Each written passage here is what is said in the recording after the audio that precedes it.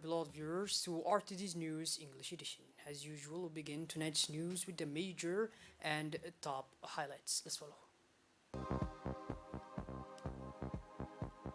President Ghali on the way to Riyadh in Saudi Arabia to take part in the first Sino-Arab Summit.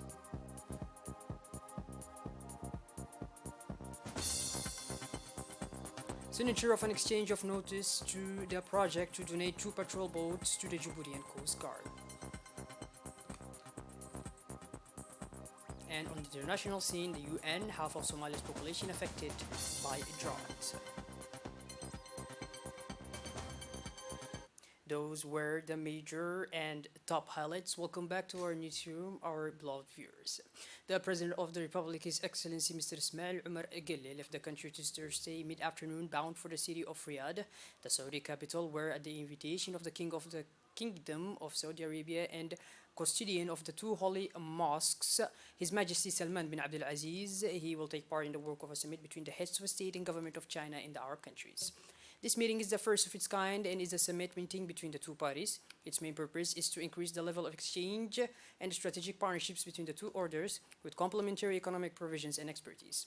The holding of this summit is obviously in line with the current context of repeated multi-front crisis characterizing the world today, and which consequently forces the geographical and regional entities to imperative to have more opportunities. Under the aegis of its first magistrate, His Excellency Mr. Ismail Omar Guelleh, the Republic of Djibouti has profiled manifest to compete in a leading position in the work of its first Sino-Arab Summit.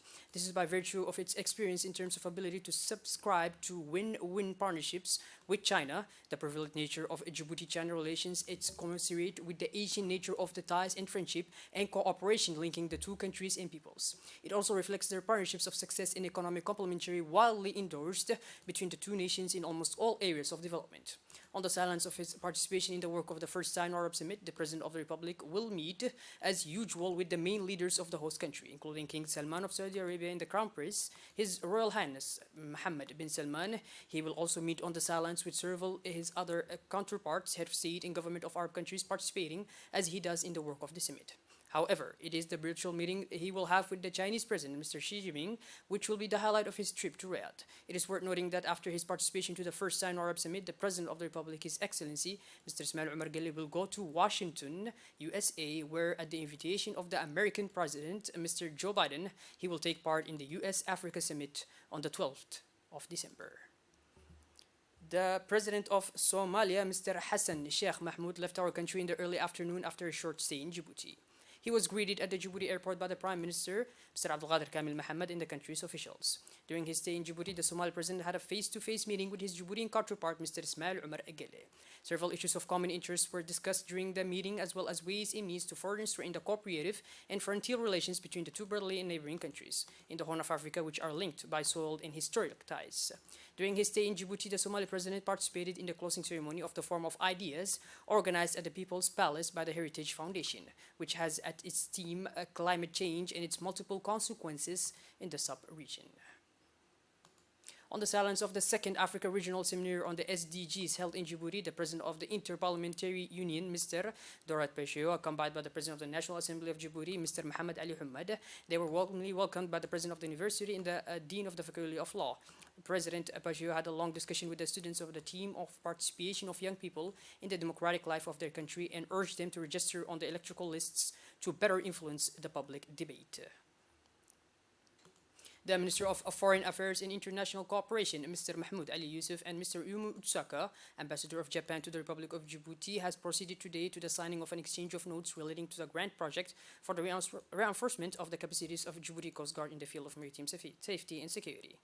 In the presence of the JICA representative, Mr. Kanada Masuki, in his speech, the head of the Djiboutian diplomacy first welcomed the Ambassador of Japan and thanked on behalf the Djiboutian government, the government of Japan, for this aid worth of 4.4 billion Djiboutian francs, about 3.4 billion yen, and which will undoubtedly consolidate the achievements in securing territorial waters and the highly strategic Bab el-Mandab Strait through the granting of 2 patrol boats and the construction of a new floating dock for the Djiboutian Coast Guard. The Minister of Foreign Affairs and International Cooperation did not fail to thank the government as well as the Japanese people for its constant support to the benefit of the Djiboutian institutions and in particular the Djiboutian Coast Guard, which will ensure the missions assigned to it in terms of safety and security of the territorial waters and coastal areas of the Republic of Djibouti. The minister also stressed the importance of the food donations recently granted by the Japanese government to the Republic of Djibouti through World Food Programme and UNICEF in partnership with the Ministry of Social Affairs and Solidarity, which are part of the mitigation of the effects of drought in our country. Afterwards, the minister said that several other projects are under study, including the construction of the Humbuli Bridge, which is important for Djibouti, as it will allow easing the road traffic between the large residential town of Balbala and the city of Djibouti. In his speech, Ambassador Utsaka reiterated his willingness of Japan to spare no effort to stand by the government of Djibouti in all areas. Yesterday morning, the Minister of Finance and Economy, Mr. Ilyas Musa Dawali, received in this part his Somali counterpart for a working meeting. In a cordial atmosphere, he was welcomed by the minister and met with him. Minister Ilyas Musa Dawali recalled with first the friendship and the privileged relations which link Djibouti and Somalia. They then spoke at length about the historical ties and privileged relations between Djibouti and Somalia, which continue to be illustrated through the many beautiful achievements common to both countries throughout the last 30 years. Once the meeting was over, it was time for an enlarged meeting where all the different departments of the Ministry of Economy made several presentations of flagship projects, such as the National Development Plan, but also the Horn of Africa Initiative and its benefits in terms of economic development for the region. Following this, a series of exchanges, experience sharing, and future prospects were the order of the day. After this first meeting, the Minister of Finance of Somalia met this time with economic operators in the place, a meeting that this time focused on the Djibouti private sector, the ecosystem, the business environment, its competitiveness, and its framework for the provision and development set up by the government. It was a presentation on the role of the economic development of the country, a session that illustrated the cooperation, but also a sharing of experience that was beneficial for the Somali Minister of Finance, followed by a series of exchanges. The Director Planning and Follow-up of International Cooperation of the Ministry of Social Affairs and Solidarity, Mr. Ali Mohammed Abdullah, officially received from the Head of Affairs of the Embassy of Saudi Arabia extradited to Djibouti, Mr. Abdul Aziz Al Harbi, a donation of 4,000 frozen meats. This 4,000 meats from the ritual and religious sacrifices made during the last pilgrimage to Mecca were cut up, frozen, and well packaged in boxes. They were handed over today to the Djibouti authorities by the Saudi Arabian Embassy in Djibouti, and the cargo was shipped in refrigerated containers. This event marks an important fact, that of the return to pilgrimage. Indeed, this important Islamic practice was suspended by the pandemic of COVID-19, and this for a period of 2 years. The Ministry of Social Affairs and Solidarity have received this donation in order to distribute it, as usual, to the vulnerable and needy populations of the country. After finishing the 3 days conference on climate change in Djibouti, a part of these intellectuals have moved this morning of Thursday, December 7th, to the University of Djibouti. The Somali delegation, composed of experts, doctors, and university professors who came from the United States, Malaysia, Somalia, and Ethiopia, universities of neighboring countries, namely Somali International University, Boro University, Gamdok University, Jigjiga University, took part in this meeting. They were welcomed by the president of the University of Djibouti, Dr. Jama Mohammed Hassan. They were entitled to video conference with an expert who is outside. The experts and professors who were among the delegation were engaged in panel discussions with the objective of meeting them, understand, and find an adequate way for the improvement of the education of young students. Each of them explained their views and perspectives in order to draw an appropriate conclusion that will satisfy everyone. As part of the implementation of the civic engagement and community development projects of associations funded by UNDP, the Daryl Association of the City of Asad Jog organized a ceremony of distribution of water tanks for vulnerable families in the neighborhoods of the city of Ali Sibeh. It was attended by the Vice President of the Regional Council, Mr. Nur Saeed Guldan, the UNDP representative in the region of Ali Sibeh, Mrs. Hawa Ismail, the President of the Association, Daryl Momina Diri. A total of 25 vulnerable households benefited from this project.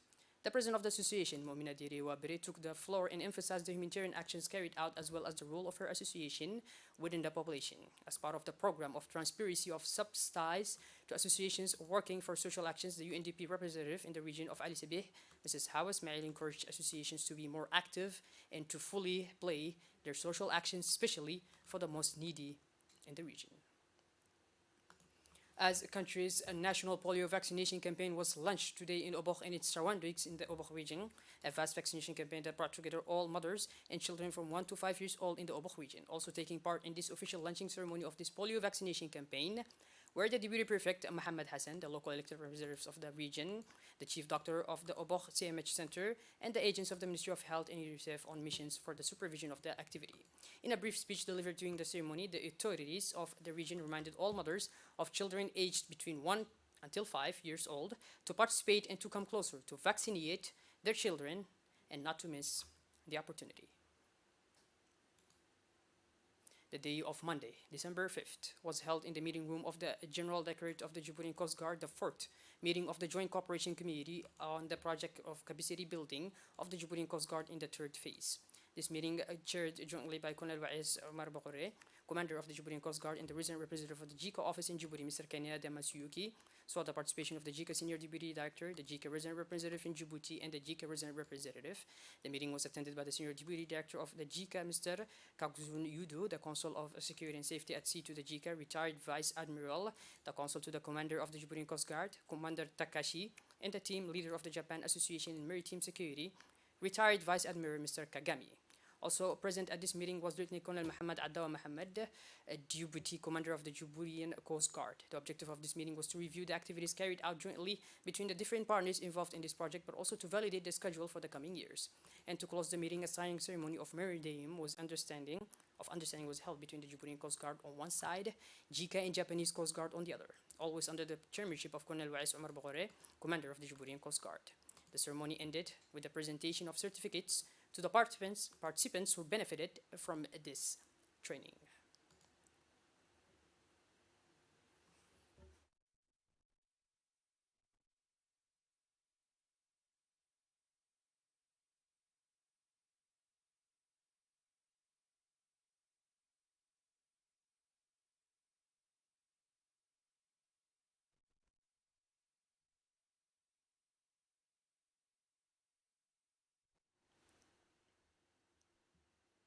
The Djibouti Federation of Kung Fu Wushu participated in the 8th World Junior Wushu Championship held from 2 to 11 December in Indonesia to measure itself, demonstrate its performance, and especially to assess the levels of technical and tactical skills of its competitors on the international rank.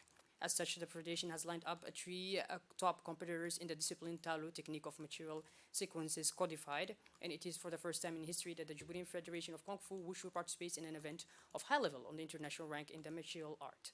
Throughout the day, the public of consumers present in the stands was able to attend demonstrations and clashes of high flight. The Djiboutian Federation of Kung Fu Wushu was congratulated for the quality of its demonstration and its performance. The young competitors of this federation were noticed by their enthusiasm and qualified for the second round of this World Cup. Shifting gears towards the international scene now, at a UN joint meeting of the League of Arab States and the United Nations, the UN humanitarian coordinator for Somalia said the country is experiencing a catastrophic emergency. Somalia is suffering from its fifth consecutive failed rainy season, and the sixth is expected next year. The end of the emergency is nowhere in sight. As they gather here today, about 7.8 million Somalis, nearly half of its population, have been affected by drought, and nearly 1.3 million people have been displaced since January 2021. 6.7 million people are expected to face high levels of acute food insecurity. This is expected to continue by the end of the coming year. Well, by this, our blood viewers, we finally conclude this edition. Thank you for being with us, and make sure to tune in later for more. Have a wonderful evening. Take care.